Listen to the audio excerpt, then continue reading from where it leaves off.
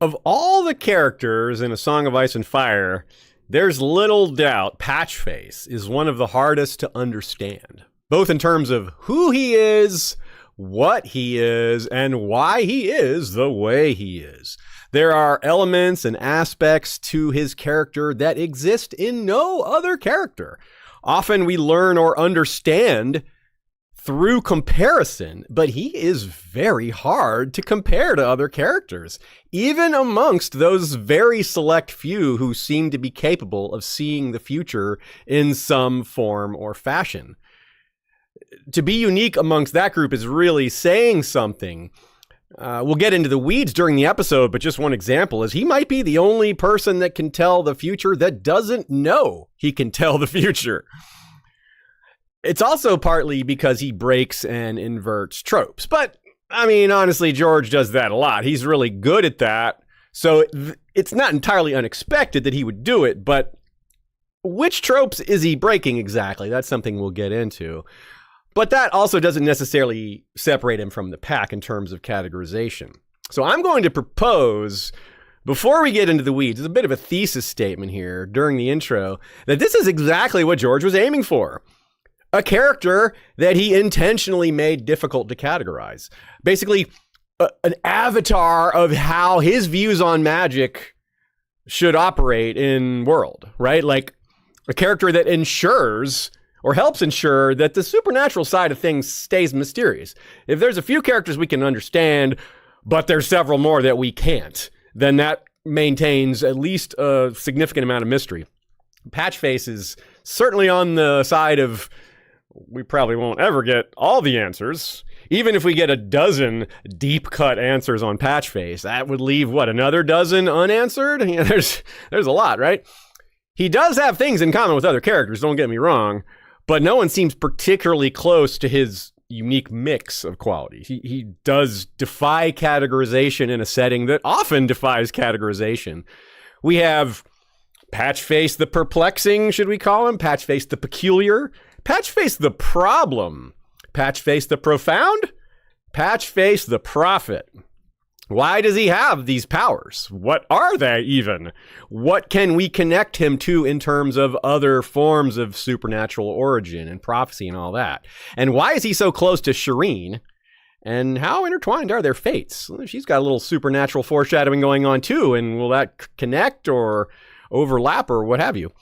As usual with supernatural or hazy topics, we don't claim to have all the answers. Anyone who does is wrong, but I think we have some answers, at least some good guesses, and we'll surely raise some questions you hadn't even considered. A lot of times that's half the fun, just getting to the question. We don't have to always have the answer for it to be really interesting. Mysteries are fun, right? If we all solve them all, then that's not quite as fun. So yeah, a lot of very unclear answers here, or non-answers. And speaking of Shireen and his friendship with her, he's also Patchface the person. He is a human being, even if he's deeply changed. So we're going to take a look at him with that lens on as well. George didn't neglect to make him a person. You know, he has this qualities. There's things we can connect to ourselves. There's human aspects of him that are worth considering and delving into. So we have all that and more on this episode of History of Westeros podcast. The Patchface podcast is here again. We live stream most Sundays at 3 Eastern. So if you want to catch us live, that's when to do it, over on YouTube. But you can catch us on pretty much any other platform where podcasts can be found after the fact. And that includes on Spotify, where the video exists as well in an edited form. So that's probably the cleanest version. But hey, take it where you want it, get it where you like. We're everywhere. And if you listen to on Patreon, it's ad-free, so that's nice. Good shout out to Nina, goodqueenalley.tumblr.com. She had some great thoughts on Patchface included here today. You should definitely check out her blog, goodqueenalley.tumblr.com. As I said, that's one L in alley. The latest blog post over there is a question about Argella Durrandon and her being the heir to Argilac and how that works out in a couple of the different tales in the world of Ice and Fire. So you'll want to check that out. It's a good question and answer sesh there. I'll mention some episodes at the end of this one that relate to this one, of course, as I always do. And we will have a trivia question, which you will also get the answer at the end. But you will also get the answer during the episode if you pay attention. Which 3 POV characters have nearly drowned, or actually drowned? Not counting the drowning Ironborn ritual. That doesn't count. So that doesn't make, Victorian and Asha qualify. So 3 characters nearly drowned, POV. Answer at the end. Our different sections today. Let's read those fun topics so you can get an idea what we're delving into. We'll start with our setup. This includes his first appearance, as we so often do. Then we'll go to the Drowned Fool. Then No Country for Old Maesters. Then Witch Songs. Then Patchface, Hard Home Travel Agent. Then Prophetic Categorization. Then Prophecies, just Patchface's Prophecies. Then Mad Oracle. Then Memories of the Deep. Then Pathos for Patchface. Then That Creature is Dangerous. That's a line by Melisandre. Then Skulls and Bloody Lips. Then The Fate of Shireen. And that will be our last section. Also, let's start with a poll. What do y'all think? Who's going to survive the longest out of these 4 characters? Which one will be standing after the other 3 have passed? Of course, it's possible that they all die at the same time, but it seems unlikely, but it's possible. Anyway, the 4 characters that I want you to consider, who will live the longest? Shireen, Stannis, Melisandre, or Patchface? I'm not sure who I would pick. But I want to see who you guys will pick, and we'll give you all the results at the end. Let's start with that first appearance. Here it is. Quote. When Pylos returned, the girl came with him, shy as ever. Behind her, shuffling and hopping in that queer sideways walk of his, came her fool. On his head was a mock helm, fashioned from an old tin bucket, with a rack of deer antlers strapped to the crown and hung with cowbells. With his every lurching step, the bells rang, each with a different voice. Clang-a-dang, bong-dong, ring-a-ling, clong-clong-clong. Who comes to see us so early, Pylos? Crescent said. It's me and Patches, Maester. Especially through devices like calling him Patches. It makes him sound almost cuter, perhaps more innocent in a way, right? But boy, does that change, doesn't it? George is big on describing the bell sounds, isn't he? We went through earlier and talked about how he doesn't describe cursing very often, but he does love to describe food. I think bell sounds fall in the latter category, things that get described a lot. It's a little funny. He does that with drums too. Huh? Makes me think about Norvos. Oh yeah, the bells in Norvos. That's true. With their unique tones. Yeah, a good point. So Nina adds it's a little silly, but also unsettling, which is very fitting for Patchface. He is an unnerving clown, which is, honestly, a lot of clowns are kind of unnerving. You get a look at it. It's like you have a head start on being unnerving when you're a clown a lot of times, especially in a setting like this. Let's hear how the quote continues. The fool turned his patched and piebald head to watch Pylos climb the steep iron steps to the rookery. His bells rang with the motion. Under the sea, the birds have scales for feathers, he sang, clang-a-langing. I know. Oh. We need your bells. Oh. That's right, folks. I have bells today for my Patchface voice. Let me tell you where these bells came from. Those of you who are watching can see maybe that I pulled up what looks like hair with bells. Yes, this is a Dothraki braid that I wore for my first ever A Song of Ice and Fire cosplay. It was actually a mashup cosplay where I did Better Call Drogo, which is Better Call Saul mixed with Khal Drogo. So it's is it Better Call Drogo or Better Khal Drogo? Is it Superior Khal Drogo or you Better Call Drogo? Who knows? But Aziz did that cosplay back in 2014, 2015 before Better Call Saul was even a show. This was Breaking Bad era. Yeah. And he ran it back a couple years ago. Yeah, I've done it a few times. It's really fun. I've done some variations on it, and I still have this braid with the bells attached to it for the Khal Drogo aspect. So why not use that for some clang-a-langing here? So that will be a nice little audio feature throughout this episode. He's saying fish are just birds who live underwater. Okay. Under the sea, the birds have scales for feathers. Maybe that's what he's saying. Some people immediately think about grayscale and whether that's related here. We'll talk about that a bit later. It's certainly possible. Here the description continues about Patchface. Quote, Even for a fool, Patchface was a sorry thing. Perhaps once he could evoke gales of laughter with a quip, but the sea had taken that power from him, along with half his wits and all his memory. He was soft and obese, subject to twitches and trembles, incoherent as often as not. The girl was the only one who laughed at him now, the only one who cared if he lived or died. This is a good example, a minor example of George doing his giving you the answer before he gives you the question. We don't know that at this point. You don't know that Patchface tells the future. You've just met him and he's only said one incoherent thing about birds and fish. But having only one person caring if he lived or died, that's setting him up to be a Cassandra figure, someone that no one pays attention to but tells the future. The interesting thing about Cassandra is she's a princess and Patchface is a fool, but Patchface is associated with the princess instead. So it's still, some of that is maintained. George just shifted around a little bit. And speaking of the image shifting, that's what this paragraph does for us. We hear who the strange guy was, this weird quote he has, and then the sea had taken that power from him? Wait, what does that mean? Soft and obese, twitches and trembles. Okay, he's not cute anymore. That becomes tragic. Crescent thinks of him as a sorry thing, and he can't evoke gales of laughter anymore. So yeah, it sounds not so great, right? It sounds like, you should feel bad for him.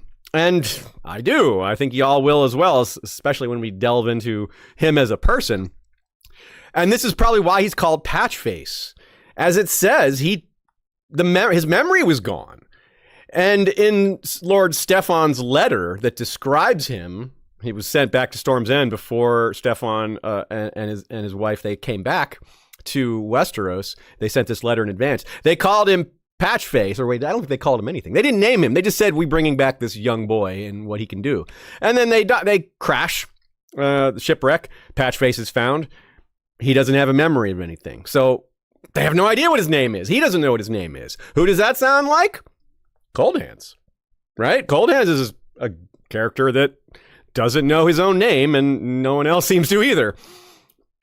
So this is someone to consider as a loose parallel. As I said at the beginning, a lot of these parallels they're only partly connected here. Another character that we should think of is Beric Dondarrion. He knows his name, but he certainly has been losing his memory as an undead being or semi-undead being, and each death lost him more memories. At least that's how it seemed to be explained to us. The twitches and trembles are a little creepy, a little off-putting, maybe. But definitely something to have sympathy for as well. And yeah, that's like a fool, a person who's supposed to be comedic. Yeah, that's a difficult feature to get around when you're trying to entertain people. But no one cares about him. Serene's the only one who cares if he lives or dies, so that he's not really in that role. Now, here's Davos's description of him. It's good that we have multiple takes because, well, it's useful to us, and this is quite a character to analyze. The princess's fool was waiting outside the maester's door for her like a faithful hound. Doe-soft and slump-shouldered, his broad face tattooed in a motley pattern of red and green squares.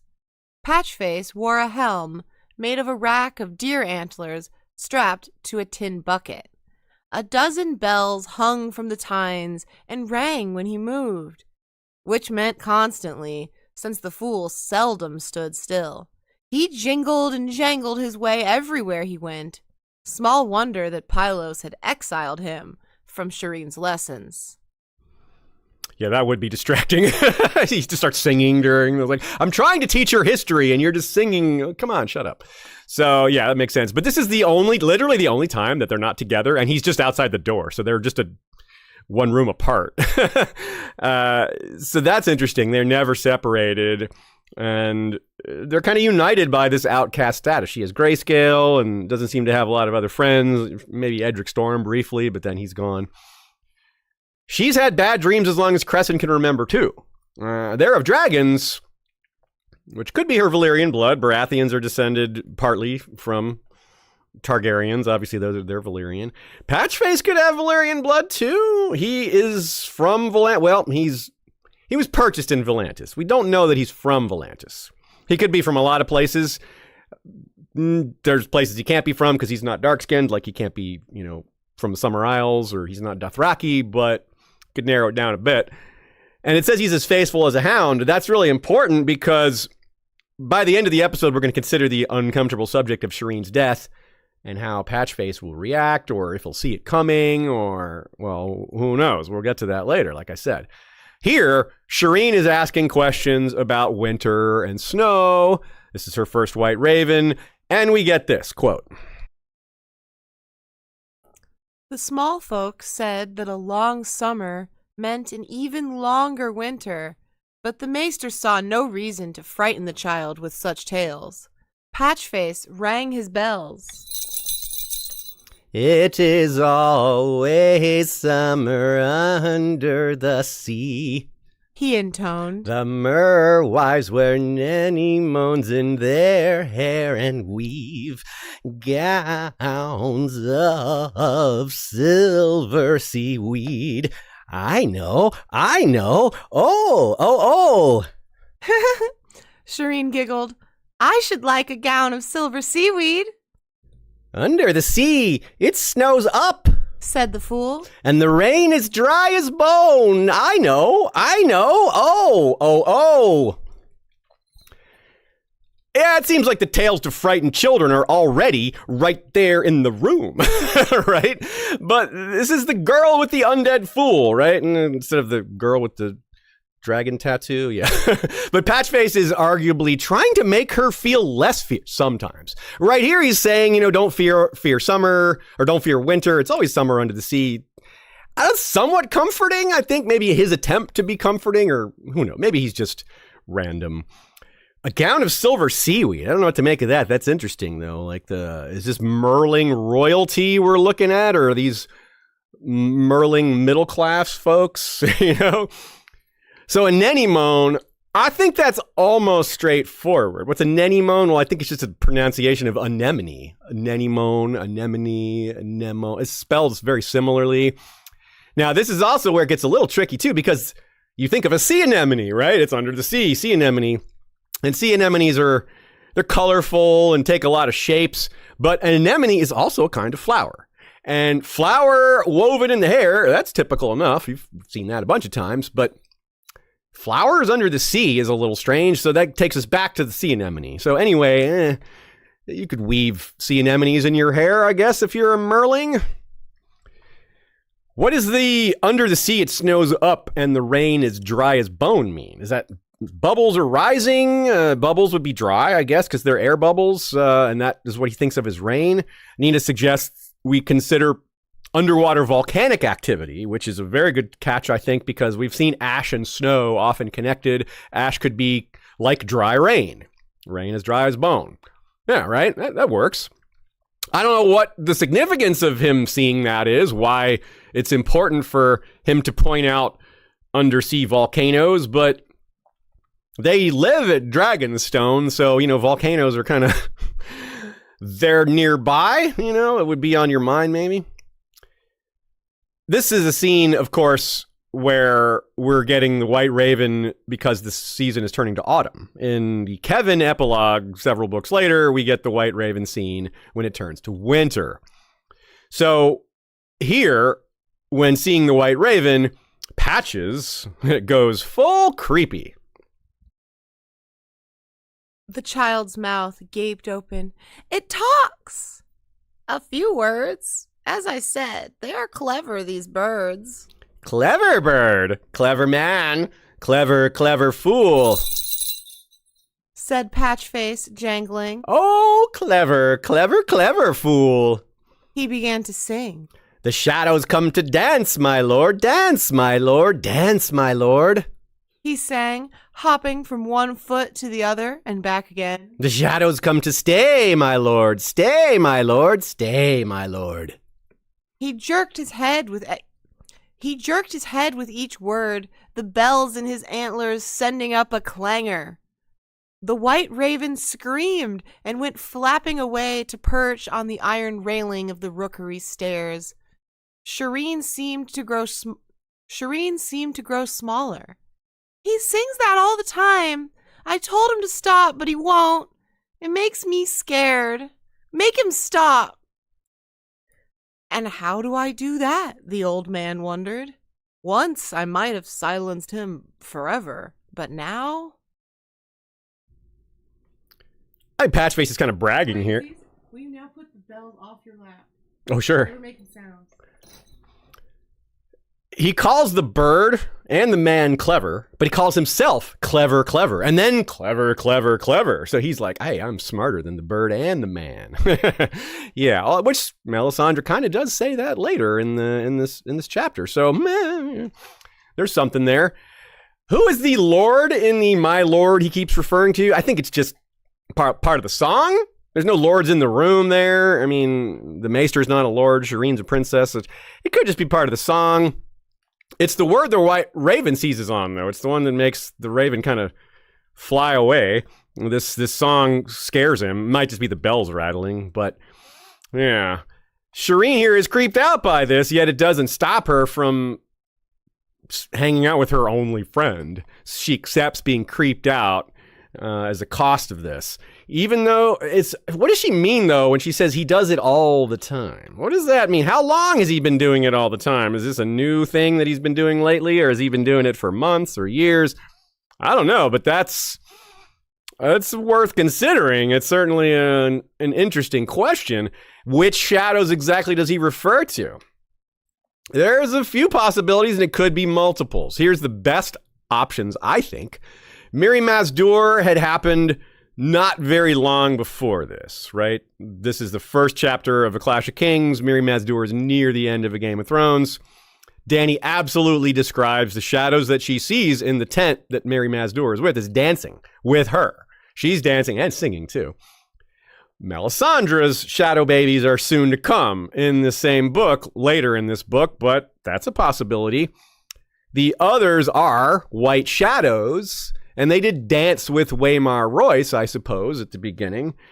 The shadows come to stay, though, it doesn't really fit the shadow babies or Mirri Maz Duur necessarily. It does fit the others, I think.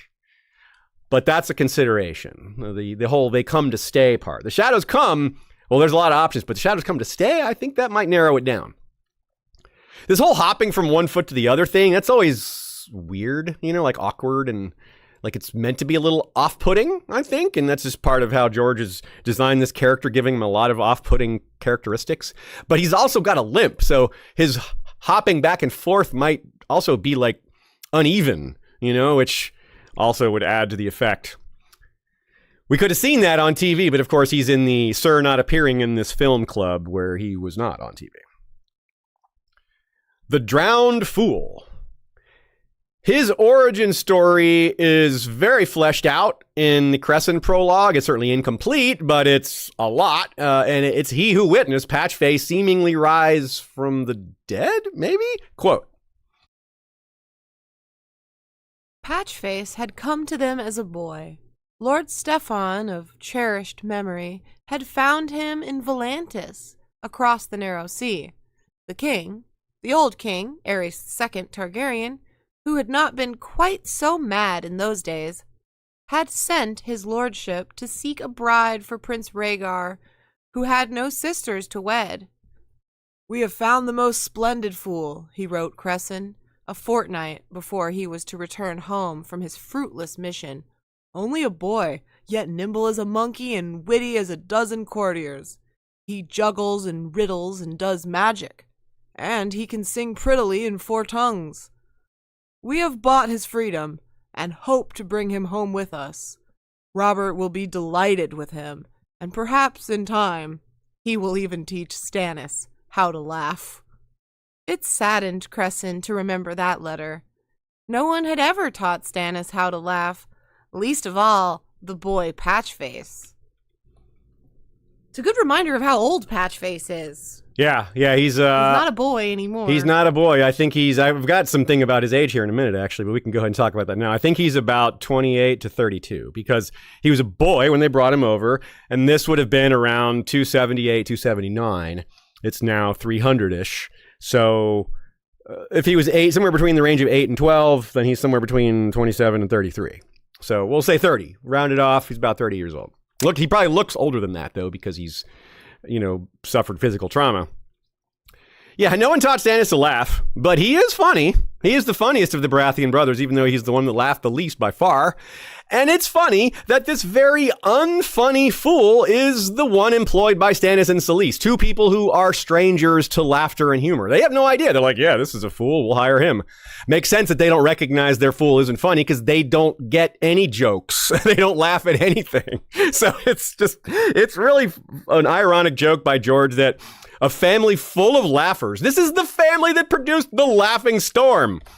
They have the least funny fool of all time employed, and the guy that he attaches to is the least laughter guy of all the Baratheons that we've ever seen. So, so he used to sing prettily in 4 tongues, we see. Was he taught that by the slavers? Melisandre apparently was. She was captured very young, and I don't think on Nath she was learning a bunch of different languages. That's not something they really seem to do there. But she showed talent for it, and so they taught her all these other languages. I'm guessing that's what happened here, but maybe he already knew a bunch of languages when he was enslaved. It's unclear.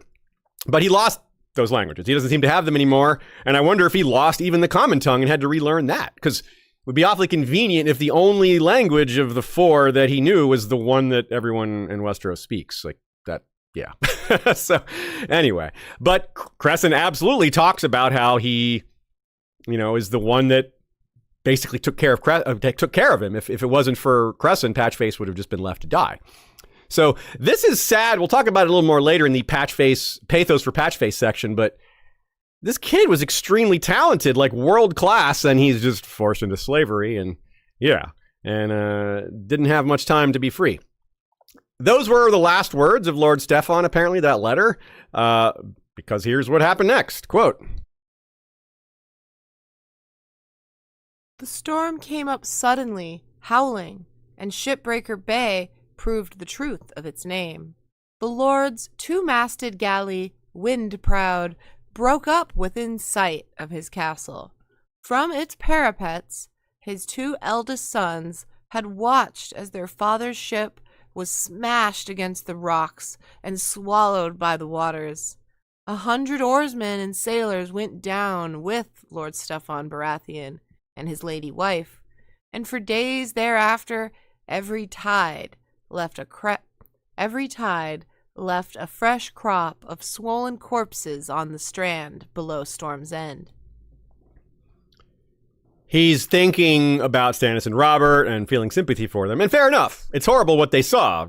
No joke, no hesitation there. But focusing on Patchface here, our topic, he was free for the length of that boat ride. That's it. He took ship from Volantis, and he was free on the ship, in the employ of the Baratheons, but that's a decent job for someone that was forced into slavery and has a fool's tattoo covering his entire face. What other options of employment do you have when you have that facial tattoo? So yeah, he was a free man sort of for the length of that ship ride, and that's it. And then he's sort of free now, but he's such a different person now. It's not even clear if he can perceive the difference. So they would have been sort of his guardians, because, yeah, they freed him from slavery, but he's like 10 years old, as we said. So that's kind of a gray area, I suppose. But these are high lords of Westeros. No one's going to question what they're doing or tell them that you can't have a 10-year-old boy that isn't in your family. Of course they can. He's probably not paid, but he probably would have been if he hadn't, become so heavily physically traumatized or whatever. So let's check the timeline here. Like we said, he's probably around 27 to 33-ish. This means he was probably at Storm's End during the siege, during Robert's Rebellion, when Stannis was cooped up in there. And eventually the onions showed up, and that helped. You wonder if Patchface had any prophecies or visions about onions or about a black ship sneaking, something like that. How would you express this visually in the prophecy format? What words would you choose or to describe what's going on in his head when he sees this, assuming he sees something like this? But you'd think there'd be some imagery, and maybe he's just sitting in a corner muttering to himself, because Shireen wasn't born yet. So who's he talking to? I kind of feel like he was just left in a corner a lot and ignored, and every once in a while Crescent would talk to him or teach him some words, or I don't know, but I'm confident that he mostly was just ignored. He got some food, he's obese, they say, so maybe he ate a lot, but that makes sense. He's got nothing else to do, no one to talk to, go eat. Now, a common theory here, it's a long-standing theory that Patchface is some sort of example or prophet, even if you want to go bigger with it, of the drowned god. Because he drowned, and now he has powers. And he talks about things under the sea. So it's a decent starting point for a theoretical basis here. So if he was around, which he would have been, let's say when he was around during Balon Greyjoy's rebellion, you wonder if he had some songs related to that coming out of his head. Maybe he was imagining that. That was the big thing going on in Westeros at the time, and Stannis sailed over there to fight Balon, so, Patchface wouldn't have gone with him, but he'd be aware of what was happening, and obviously he has some prescience beyond what's available to normal folks for picking up information. Here, the origin story, the unexplained, continues. Quote, "The boy washed up on the third day. Maester Crescent had come down with the rest to help put names to the dead. When they found the fool, he was naked, his skin white and wrinkled and powdered with wet sand. Crescent had thought him another corpse, but when Jommy grabbed his ankles to drag him off to the burial wagon, the boy coughed water and sat up. To his dying day, Jommy had sworn that Patchface's flesh was clammy cold." Robert might be able to forget this, maybe, but Stannis maybe not, because Patchface is around all the time, around his daughter, and vice versa, his daughter's around him. So that might be a difficult reminder of his parents' death, but Stannis isn't very, he's not very, well, you can say he's pretty hard. I don't know if this would actually bother him, maybe he's too tough for that. He's not very, he doesn't have a lot of fond memories of anything, really. Yeah, he doesn't have a lot of love for the past, I guess. So I don't know. Maybe that's not how Stannis would work. But either way, it's a creepy reminder of his parents' death that he witnessed, just walking around all the time. So that's just, I don't know, that's just a strange thing to have in your castle. And here they thought he could make Stannis laugh. No, quite the opposite. And here's where Crescent has to dance because he's a maester. He can't quite admit to himself what is going on. The implications are too much for him. Quote,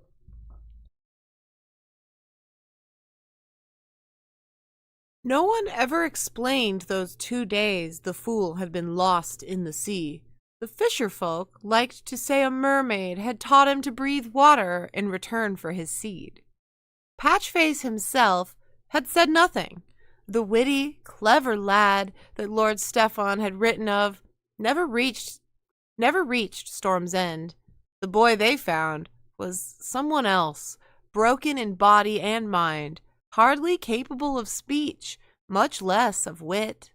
Yet his fool's face left no doubt of who he was. It was the fashion in the free city of Volantis to tattoo the faces of slaves and servants. From neck to scalp, the boy's skin had been patterned in squares of red and green motley." It's hard for him to fit this in his worldview. He's a maester, and he's an older maester. He's been someone that lived through the very long lower magic era of Westeros. He's biased against the supernatural. And his POV puts that filter on what we're seeing. We're seeing everything through the eyes of a stubborn old maester. There are certain things he's just unwilling to consider. He doesn't believe in omens, for example. That's one of the first lines of the book. He sees the comment and he's like, omens, I don't believe in those. And yet, but he doesn't go any farther than the and yet. He just thinks, well, it certainly is the brightest comment I've ever seen. That sure is strange. It's a peculiar comment about the fisher folk saying the mermaids taught him to breathe water in return for his seed, because there's a lot of talk around that, similar ideas. In other words, like the idea of a mermen being half human, half fish, or so you would need, a human being to make that pairing, I suppose. And of course, that also relates to the concept of the deep ones, which we'll touch on a bit later, and how they breed with women, human women. So this would be the reverse, because a mermaid and a human man. But it's obviously a similar concept. Do you remember? Wait, I'm muted. No, you're not. Oh, I'm not. Do you remember that bit in Futurama where Fry is dating the mermaid from Atlanta? And they get down to business and he's like, why couldn't it have been the other kind of mermaid? The sort of fish top, but the women parts in the bottom. Anyways, once it came down to it and he couldn't melt her or whatever that word is. Anyways. That's hilarious. Imagine what would a merling have? What characteristics would they have if it was actually the child of Patchface? Would it have a motley face, like a jester-faced merman? Yeah, that's creepy, right? Cresson goes on to recall how the Castellan of Storm's End at the time argued to just put the boy out of his misery, right? It would be a mercy, probably, especially given Cresson sees it that way now, like, well, it's too late to kill him. That would be murder. But at the time, maybe I could have made that choice. But Cresson at the time was like, no, this is a living person. I want to save them. Sanctity of life and all that. It actually kind of humanizes Patchface a bit. And I mean that literally, as in, if Cresson nursed him back to health, maybe he wasn't dead. That's why I say quasi or proto-undead. I'm using these terms that kind of made up terms, but he's definitely not fully undead. He might not be undead at all, but the magical explanation might not involve him being dead. But this is getting into semantics, I think. Anyway, the story is incomplete, right? There's definitely a lot of time here where Cresson was nursing him back to health, what that means, whether that involved reteaching him how to speak and things like that. But at some point he did start speaking again, because the initial quote from Patchface, or from Cresson, is that he was hardly capable of speech. So he must have been able to say a little bit. And Cresson must have built on that. Now he's still kind of incapable of speech. He mostly sings. He's not incapable of singing. He does talk a little bit, but it's very sing-songy even when he's just talking. And a lot of that's in riddle form, right? Or at least, if it's not a riddle, it's just difficult to understand what he means. It's just filtered through the brain of a insane person, perhaps? A mad person? Yeah. This brings us back to Stannis and Selyse having no idea what humor is, too. Because they at some point, this must have happened. They're like, well, he was a fool, and Cresson's nursed him back to health. Should we employ him as a fool?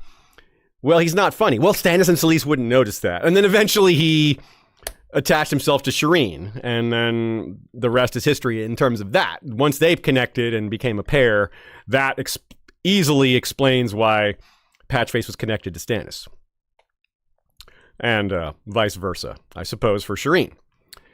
We have a Patchface cosplay here. Is this on screen? Yeah, I put it on screen from Ice and FireCon 2023. Our friend Genevieve cosplayed Patchface, party Patchface with a Corona in hand. So I think we know what he's been up to during this gap.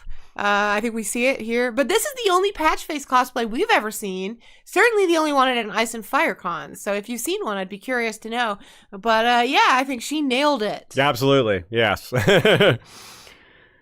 This might be why Stannis claimed him and took him to Dragonstone, I guess. He must have realized the connection between Shireen Patchface, because he moved from Storm's End to Dragonstone, and if everyone was just ignoring him, well, this would be why, because even if he didn't notice, someone pointed it out, and Stannis wouldn't care. Be like, yeah, bring this fool. He's like, yeah, I don't care. Go ahead. I doubt Stannis had strong feelings about it either way. It's beneath him to worry about something like that. No country for old maesters. Like we said, he's the only one, Crescent is, the only one who seemed to pay attention to Patchface until Shireen came along, which was quite a while later. Crescent dies while wearing Patchface's helmet, his fool's helmet. This is it's both not subtle and subtle at the same time. He has thoughts of being Stannis' father, and he's hurt by Stannis' light mockery, which then he puts a stop to when Selyse tries to push it a little farther. But they put the fool's helmet on him, and that's really insulting and cruel. And Patchface doesn't know it's insulting or cruel. He's just going along with it. He's just like, yeah, we're doing stuff. I'm involved, And he's also continuing to sing about the shadows coming to dance, which is... Yeah, I guess everybody's just ignoring him. Like, if Stannis told him to shut up, I don't know if he would, but maybe he would, because Stannis is imposing, and Patchface is not ignorant to dangers. We'll see much later, Patchface gets a little bit scared of 1-1 the giant, so Stannis is no giant, but he's 6'4" and very scary, so yeah. I would be scared of that too, most likely. So yes, Crescent is thinking about how cruel it is what Stannis is doing. Hey, I was a father figure to you. But we just got through talking about how he was a father figure to Patchface as well, if not a, kind uncle figure, something like that, So Crescent goes through the rest of this chapter. And let me remind you, it is the single longest chapter in the Song of Ice and Fire to date, including him taking a nap. He arrives at the banquet, right, late. This is before they put the helmet on him. So he shows up. He's like, oh, they started the party without me. No one woke me up. So he hurries there, gets in. And as he's coming in, he bumps into Patchface, literally bumps into him, and they fall over together. And we get this quote. Patchface sprawled half on top of him, motley fool's face pressed close to his own. He had lost his tin helm with its antlers and bells. Under the sea, you fall up, he declared. I know. Oh. Giggling, the fool rolled off, bounded to his feet, and did a little dance. Yeah, it's a good way to handle it, Okay, now you dance, Aziz. You've been saying. You don't actually fall up if you're underwater and a person. You might, but it's not an automatic thing. Certainly if you're wearing armor, you don't. Certainly if you're out of oxygen, you don't, or you do rather. You do if you're dead and bloated, like Stone Temple Pilots sing about, I am. So you also smell like a rose. Yeah. So this is a little weird. Is this just more of his reverse perception? Davos quips that Stannis' Blackwater plan has them likely to see the bottom of the sea like Patchface has. And he turns out to be kind of right about that, doesn't he? He's joking about it, but it comes to reality. Melisandre is the one who helps Crescent up. And at first, if you recall, Crescent's like, ooh, someone very strong is helping me up. Hey, thank you, sir. Melisandre. And she tells him, you got to be careful, man. You're an old man. You can't be walking around that quickly. You got to be careful, She's a little mean to him. Of all the people in the room being mean to Crescent, Melisandre's the one I'm okay with. I can understand. Because what does she do every morning? She looks for danger to herself. She knew Crescent was going to try to kill her. So she's like giving light insults to a person who intends to murder you. I don't have a problem with that. I think it's okay to insult someone you know is going to try to kill you. Even if you know they're going to fail. So, but cuttingly, she's specific about it. She picks up this question. She says, now here is a riddle. A clever fool and a foolish wise man. And that's when the helm goes on his head. She picks up the fool, put it on his head. And she mocks the Citadel's rejection of the supernatural saying. She says there are truths in this world that are not taught at Old Town. And Crescent's like, nah. we know she's right. 100,000% right. And we also know that she's right that he is not equipped to explain it. He cannot explain her or Patchface. To be fair, she can't explain Patchface either. No one can really explain Patchface. But least of all Crescent, even though he knows more about Patchface than anyone from a human perspective, he's in such denial about the supernatural. And this is the moment where his denial peaks. He's dying. He's dying from poison that Melisandre is not dying from, and yet she drank it. The line goes, he shakes his head, denying her power, denying her magic, denying her God, as he's dying from poison that she's not dying from. Patchface suddenly opened his eyes, he says earlier. Patchface came back to life. No one could explain those 2 days at sea. This should have opened Crescent's eyes to the supernatural. I'm not saying George made a mistake. No, I'm saying this is an example of how stubborn this guy was. He's an older guy. Even when Patchface washed up on the shore, Crescent was already an older man by then. Even though that was 20 years earlier. Crescent was probably already like 50 or 60 by then. So there's a host of supernatural elements around Patchface, but Crescent's not the guy to notice because he's just in denial. He can't make that leap. It's not even a leap of faith. There's evidence, strong evidence. He saw Patchface rise when Jommy swore his body was cold and clammy. By the way, Jommy, what a great name. I guess Jommy is just Jimmy. George just changes one letter to make it's like Joffrey and Jeffrey, right? Yeah. So Patchface is like this glaring element in the world that Crescent just can't accept, even though he's right there.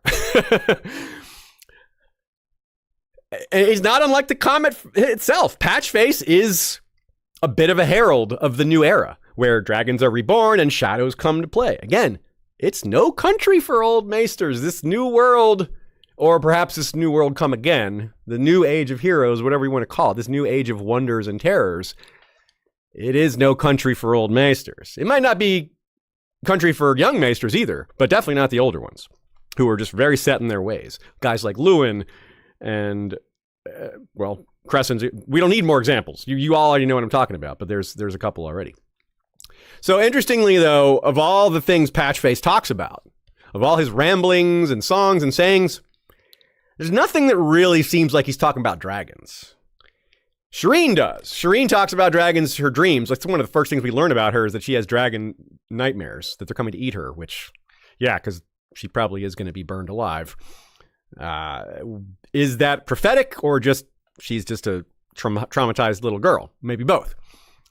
Yeah, so Patchface's ramblings, etc., have more to do with shadows and the dead. They seem to be more related to the other's side of things. If we're looking at the ice and the fire, his insight into the future seems on the ice side or some other side, the water side, but not the fire side. There's almost nothing that you can look at in his talk, anything he says that relates to any of that. Only a little bit.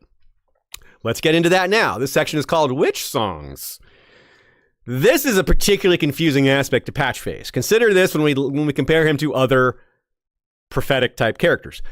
Not everything the Ghost of High Heart says is prophecy. She has regular conversations, just says things, right? Day to day, not every single thing she says is prophetic. You can tell one from the other. She's distinct. It's like when she's speaking in prophecy, I think George even puts it in italics. Either way, you can tell that it's just not some normal conversation. She tells almost exactly what she's seeing as it comes into her mind. Or at least that's what it seems like. She's not filtering it. She's not trying to interpret it. She just says what images are in her brain and lets you interpret that. But with Patchface, he's only got one mode. You can't tell the difference. There's no regular talking and prophetical talking. They all seem the same. It's all the same sing-songy, hopping from one leg to another, under the sea, oh.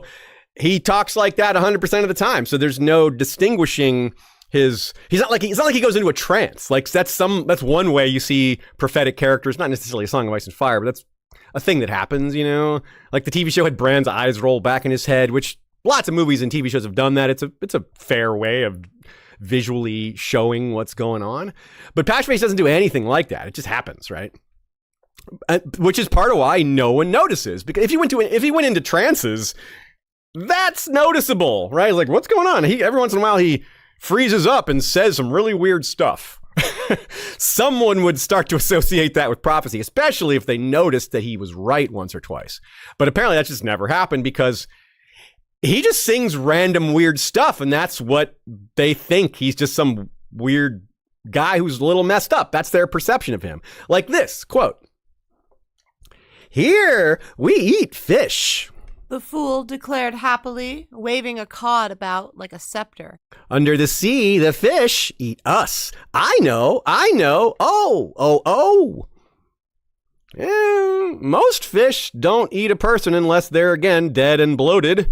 Sharks are an exception, of course, but yeah, I mean, he's not wrong, but yeah, I don't know if there's much to glean from this one. But I do want my own cod scepter.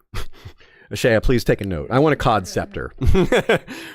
So this one actually seems almost straightforward. The other one's a little more metaphorical or hazy. It's like, maybe there is more to it, but you can take that one on face value and be like, well, yeah, he's right, I guess.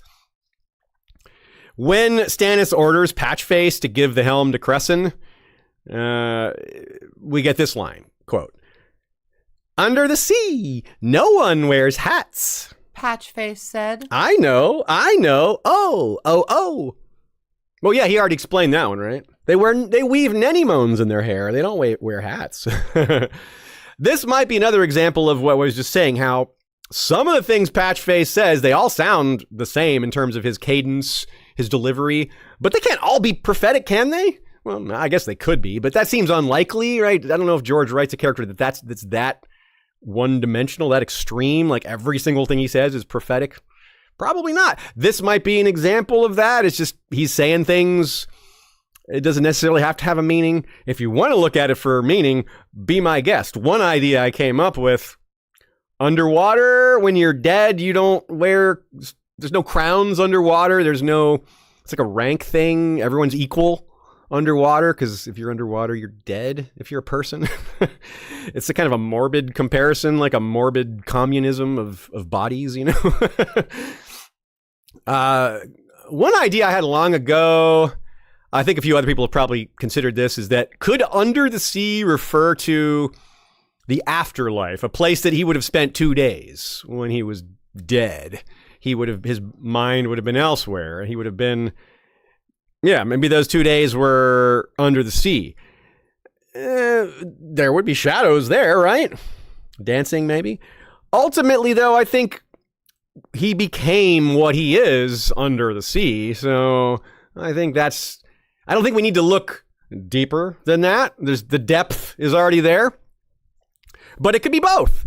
He could have been seeing visions of the afterlife filtered through the underwater haze of the fact that he was floating in the sea. You know, these images can mash together.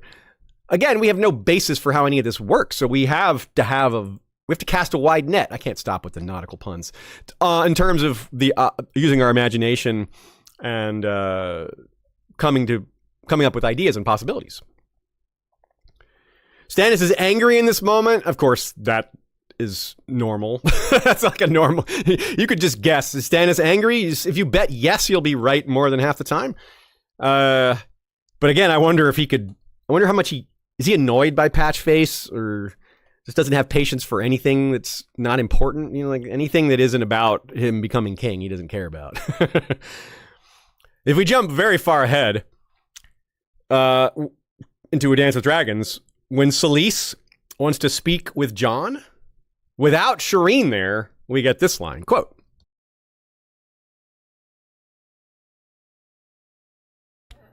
"Patchface, be a good fool and take the princess to her room." The bells on his hat rang. "Away, away," the fool sang. "Come with me beneath the sea. Away, away, away." He took the little princess by one hand and drew her from the room, skipping. Come with him beneath the sea? Why would you want to go back there? It kind of seems like the sea was unkind to you, Patches. But this raises a notable point. Even though he drowned, even though it seems horrifying and creepy, he doesn't project fear of any of that. Like, the only thing he seems to be afraid of is, well, one later he's afraid of, but I mean, that's a big imposing physical presence. It makes sense. And one like tries to grab him because sees him as like a toy. So yeah, he mentions going under the sea. He mentions going back there. He mentions returning to the sea. He mentions marching to the sea, all these different ways he refers to going back or being there, but he doesn't seem afraid of it. It doesn't seem like he doesn't act like someone traumatized by the sea, even though he certainly has physical trauma related to the sea. So that's it. So if anything, he seems to have positive impressions of it, right? Like he's almost like he thinks it's a positive place. He likes Shireen. He wants to take care of her, be a good friend, if that's the right word. So I don't think he would lead her to a place he thinks is dangerous, even if he's just singing about it, you know? Now, when Selyse names off the knights of hers that she's marrying to Garrick Kingsblood's daughters, we get this line, quote, "Under the sea, men marry fishes." Patchface did a little dance step, jingling his bells. They do.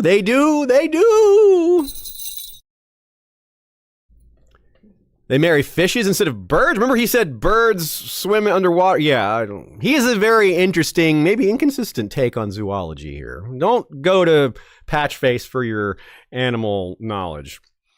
This could be taken like the old mafia line, sleeping with the fishes, right? You know, maybe another metaphor for death, which is why I keep coming back. Well, not keep coming back to why I have suggested the possibility that it's combined with some sort of vision of the afterlife, because he keeps talking about things that are associated with death and under the sea, often mixed together. This could be a metaphorical description of a merling. You might call a centaur the marriage of man and horse. A mermaid, merling, merman, whatever, is a marriage in that same context of fish and human.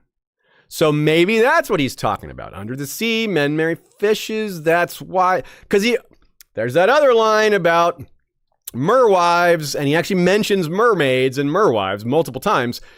So which does he mean? Like, which is he talking about? It's like he's using the metaphor here, so we should be using the metaphor when we're understanding this. So yeah, if he uses this multiple ways, if he refers to merwives and mermaids and men marrying fishes, well, these are all different angles. They don't quite line up as the same. So I think we're talking about slightly different scenarios at the very least. Oh, Shay found another Patchface cosplay. Let's see that here. This is Annalise Rose from Con of Thrones 2019 on the Iron Throne where he belongs. Yeah, absolutely. I did a little digging, and I was like, I thought I'd seen one more before. So I've seen two Patchfaces at two different conventions. So, Patchface, Hardhome travel agent. Jon tells Selyse he's going to Hardhome, and she's not happy about it, but she's like, well, I can't tell you what to do, but you're going to answer to Stannis. This is the only scene where we see Patchface sitting down.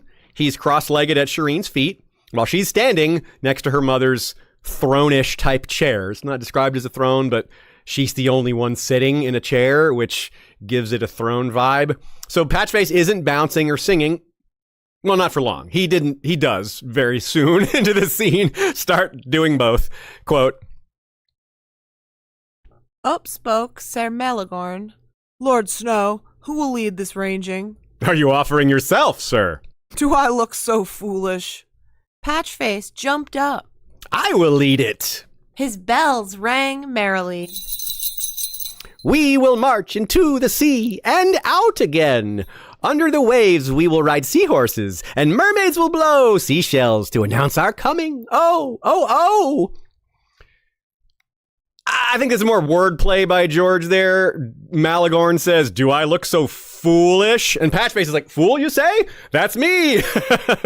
I guess I'll lead it, you know? And yeah, he says, oh, 3 times. I mean, it's just 3 times, but 3 times is 3 horn blows. They're up at the wall. This is the others' land, others' territory. That could be a connection there, something that George is trying to get us to think about.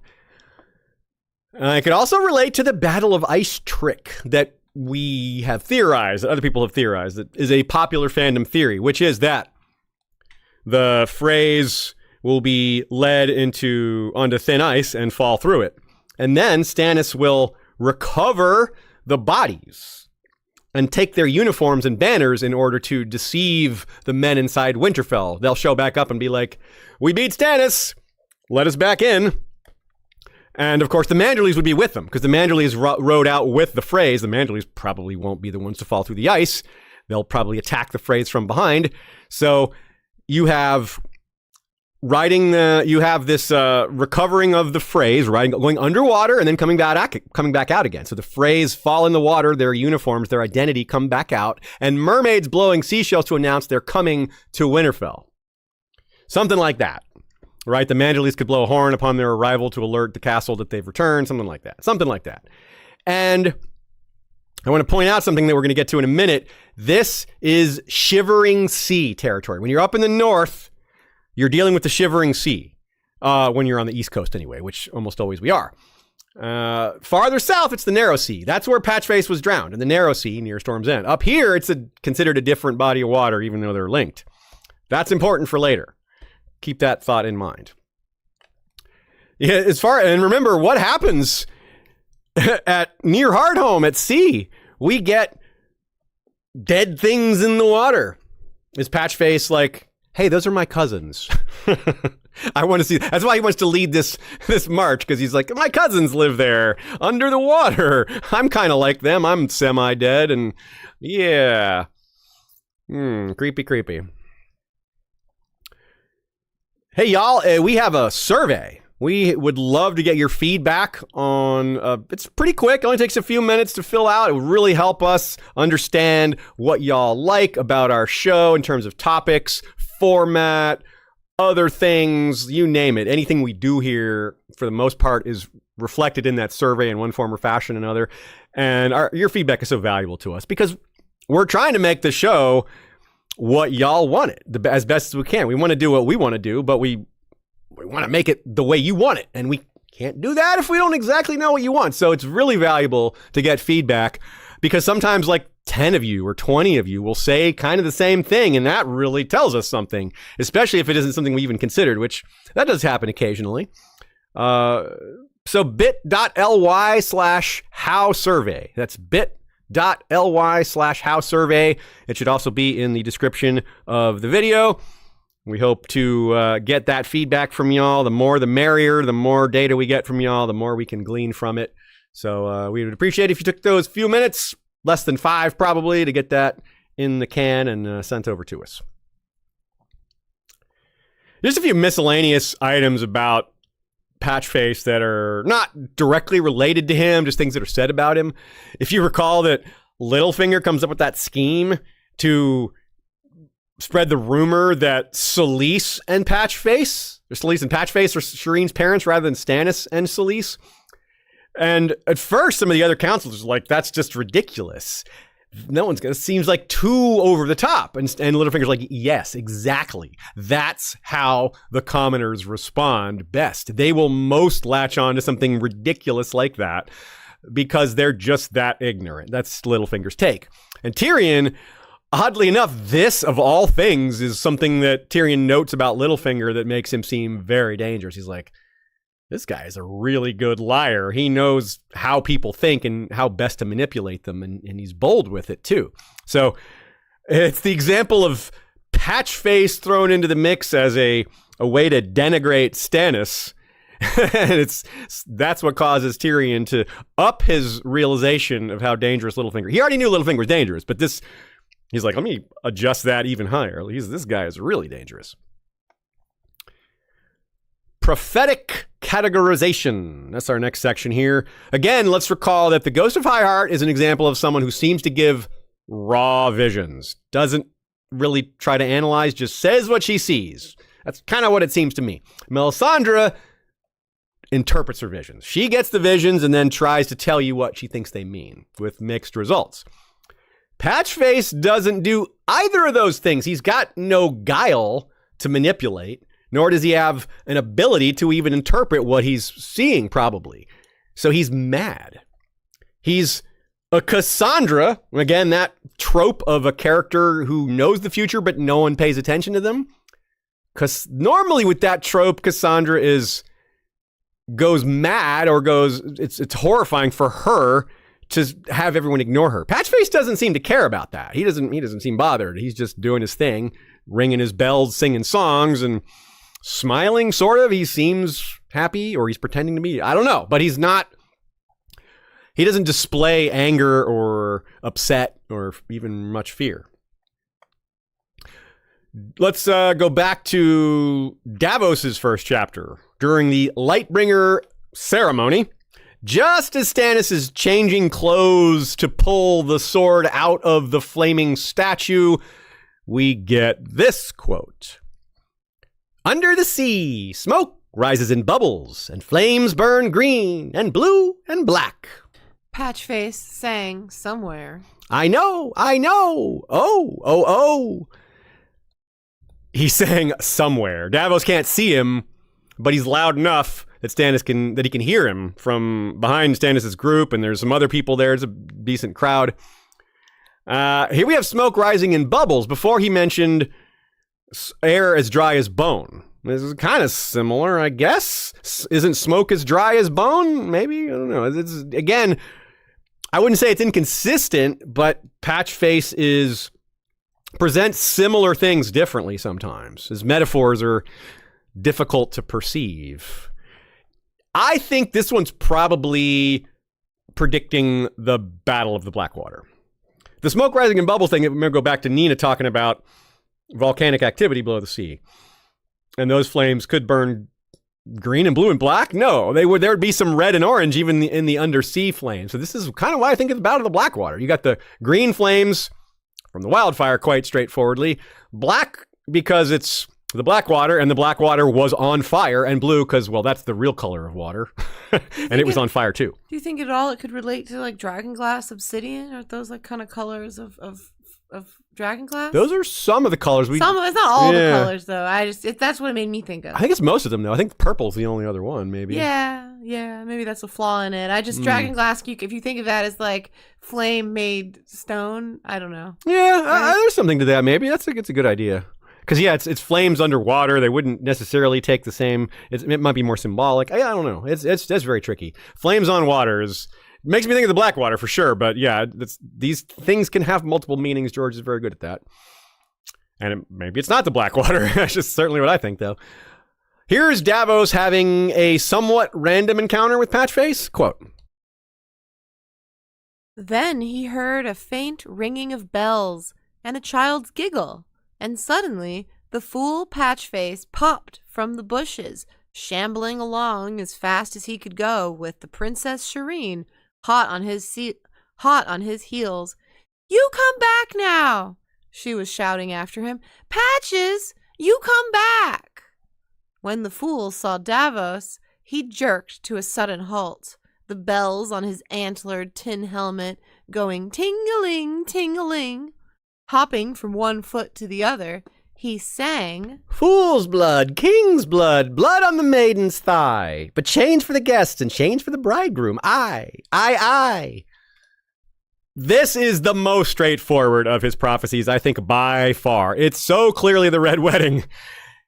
Fool's blood, Jingle Bell's death. King's blood, Robb's death. Rosalind is the blood on the maiden's thigh. She's was a maid, to use their terminology, before the wedding, and there's the bedding ceremony happened while the slaughter was going on. And chains for the bridegroom. Edmure in chains, chain for the guests. Lots of people like Greatjon and others were captured. About as straightforward as you can get. This is almost Ghost of High Heart level, where it's just like, yep, we know exactly what you're talking about. It also rhymes very straightforwardly and clearly. Some of the other ones I kind of had to work to make them rhyme, or they just didn't rhyme at all. Like the meter wasn't even. So, which I think is on purpose. He's a little off. So his songs will be off rhythm or maybe off key. I can almost imagine him singing like inconsistently. This bell sound is different. Ting-a-ling, ting-a-ling. We had clang-a-dang and bong-along and all that. I think he got some new bells, y'all. And now here's At the Wall. Here's another similar-ish version, one that I think might be prophetic. Quote. They found her grace sewing by the fire, whilst her fool danced about to music only he could hear, the cowbells on his antlers clanging. The crow! The crow! Patchface cried when he saw Jon. Under the sea, the crows are white as snow. I know, I know. Oh, oh, oh. This is very similar to the Davos example because Davos has nothing to do with the Red Wedding, right? Nothing at all. He's not even loosely connected to it. So Patchface seeing him suddenly stopping and then talking about the Red Wedding, why did he do that? Why did Davos?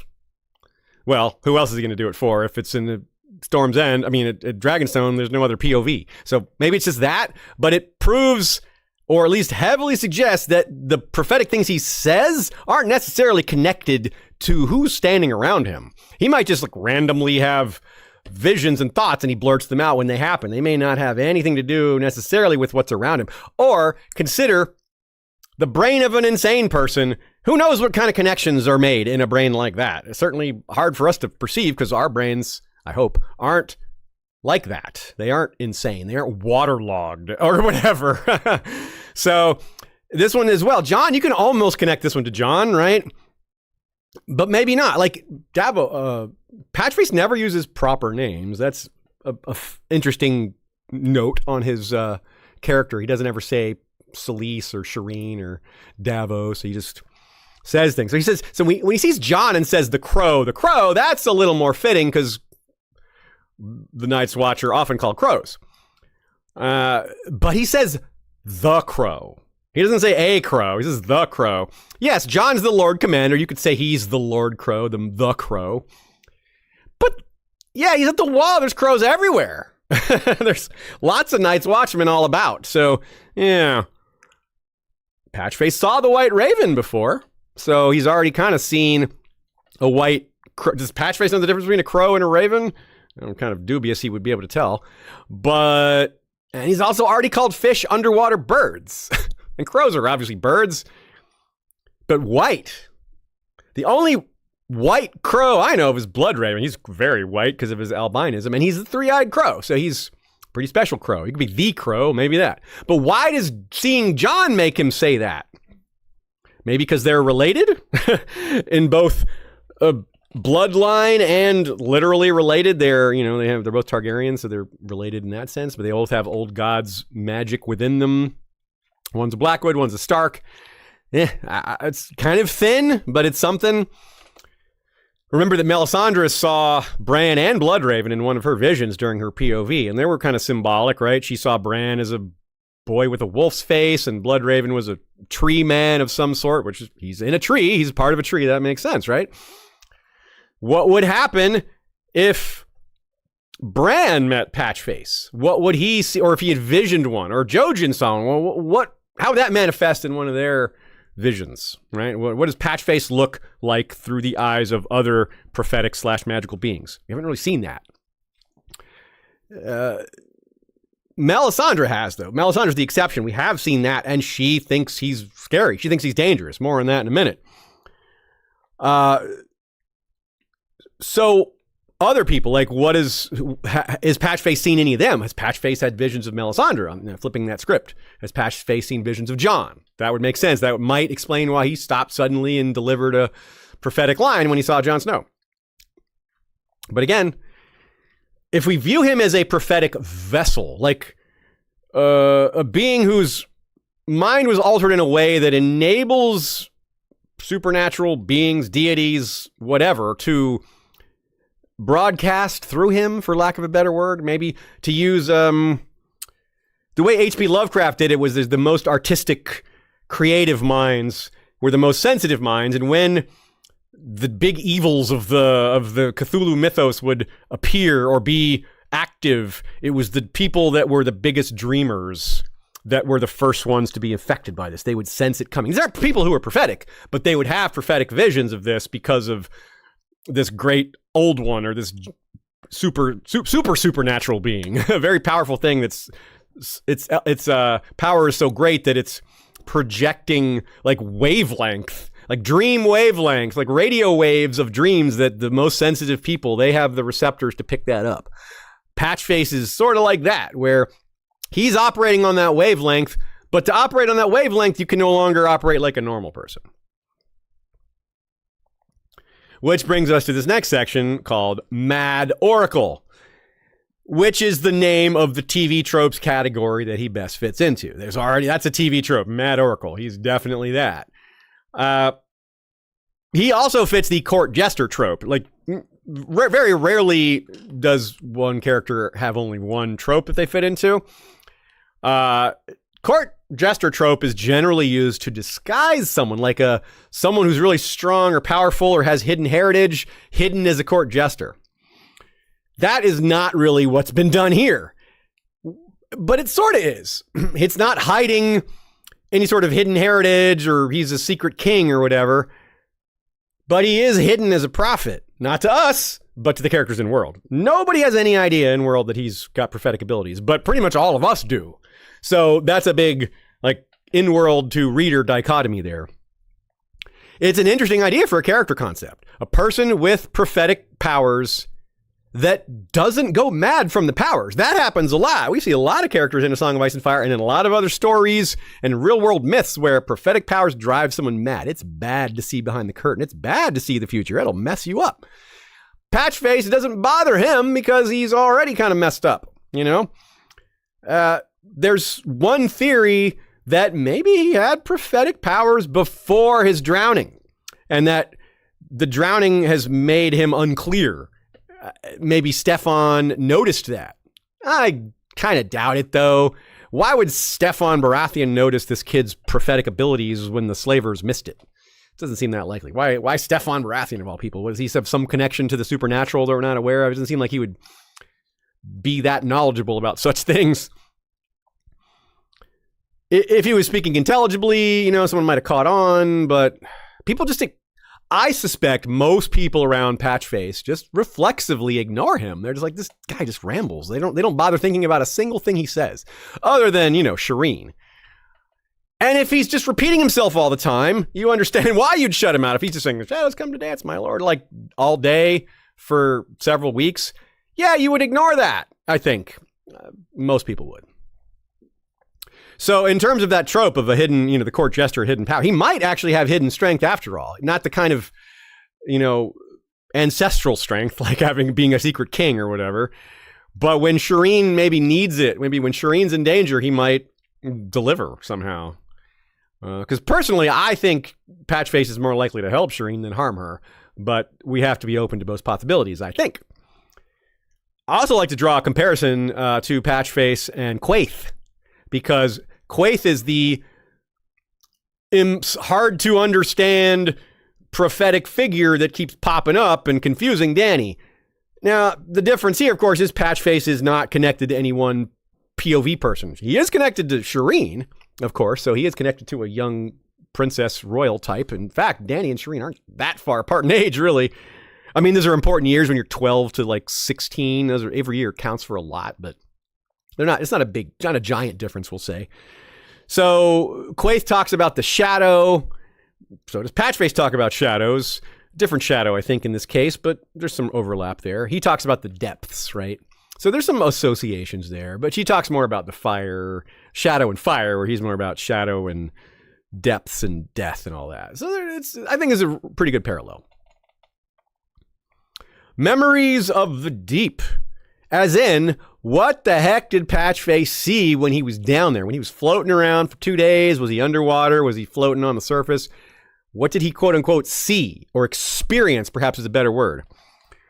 If we operate under the assumption that when he says under the sea, it's not some weird metaphor, that he really does mean under the sea, then he might be through his visions or his ramblings, he might be projecting bits and pieces of what he remembers from being down there, like under the sea, men marry fish. That's some version of what he witnessed through the haze of trauma and insanity. And Davos. Remember, Davos has a similar experience, right? He probably did sort of drown. Like, it's kind of inexplicable what happened there. Davos sinks under the water, and the next thing you know, he's washed ashore. Like, how did he get back from sinking to up? It seems like there may have been something involved. Maybe just the current threw him back up on the surface. But it's a little strange, right? And when he sees Patchface shortly after returning from that ordeal, he's like, maybe I'm mad like him. So Davos actually compares himself to Patchface briefly. And despite the confusion or the suggestion of supernatural elements around Davos' drowning, there's no suggestion that he's now prophetic. Nothing remotely about Davos that's like, oh yeah, now I can tell the future. Hey, how about that? I drowned. Yeah, that's how that works, apparently. So many of the Ironborn can see the future because of the drownings. Not really, because they don't do the real drownings. They just do the, like, dunk your head in a barrel. Some of them do the good drownings, but it's still not 2 days underwater or whatever. It's nowhere near that. So Aeron Damphair, he had his own drowning of a sorts when he was lost at sea during the battle against Stannis, of all people. A nice kind of funny indirect connection there. And when Aeron came back up, he was a changed man. But we've seen his POV. It doesn't really seem like he's got true prophetic abilities. There's that one scene where he sort of is hearing the voice of the drowned god, and that might be legitimate. But there's also the suggestion that he's kind of hearing what he wants to hear. And he's also just like putting himself in a very strange place. He takes his clothes off, gets into the very icy water and sits there for a while. And it's almost like he does kind of go into a trance, but it doesn't necessarily seem supernatural. It could be, though. We can't eliminate that. Pretty much, you can almost never completely eliminate supernatural possibilities from just almost any Song of Ice and Fire topic. Another one who drowns is Tyrion. He drowns in the Rhoyne. Right? He falls overboard with the Stone Men and gets pulled back up by Jon Connington. So, that another person that seemingly drowns and doesn't get prophetic powers. So, So is this, let's bring back this question. The drowned god, is he some sort of prophet or evidence or relation to the drowned god, or that style of magic, for lack of a better word, that category of magic? Right? Aeron says, like I said a minute ago, Aeron complains that so many Ironborn don't do true drownings anymore. They just do this weak water on your head type. It's basically a baptism. It's not even a drowning. It's hardly even a baptism, really. So Aeron, but what happened to Patchface? Like I said, nothing even close to what even Aeron thinks is a proper Ironborn drowning. He's a truly drowned man. Patchface is. Y'all aren't drowned, Aeron. You never lost a single person to drowning. They all came back. They weren't actually drowned. Yeah, their lungs filled with water, but they weren't dead. They weren't there 2 days, man. That's such a huge difference. Forget Lodos. Forget the Shrike. Forget Aeron Damphair. Patchface is the real drowned prophet. This is a great way to just mock the entire religion, make fools of them all. On the other hand, he does not seem harder and stronger. He did not rise harder and stronger.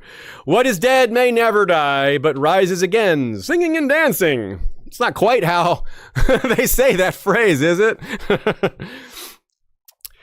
Here's a funny connection all the way back to the prologue of book 1. Will says, my mother told me that dead men sing no songs. If Patchface is dead or quasi-dead, he's singing lots of songs. Waymar Royce retorted, there are things to be learned even from the dead. Got to give one to Waymar there. He, the ultimate fool in the first chapter, but Waymar isn't wrong about everything. He made several good points before getting himself killed. So he's right. There are things to be learned even from the dead. He wasn't thinking of undead, but he's right about regular dead too. If we extend his point into the undead, it's even more right.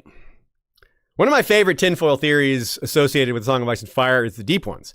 Actually, they aren't really a tinfoil theory. There's very strong evidence they exist. It's written about in the World of Ice and Fire and other places. It's just There's not a lot of hard evidence, just a lot of stories and histories, but a lot of it. So that adds up to some pretty strong, we have a strong reason to believe it's real.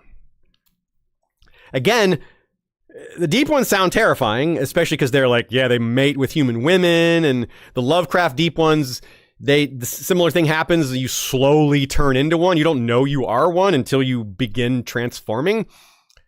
So we can't assume that's the same thing, but again, that's terrifying. That's scary.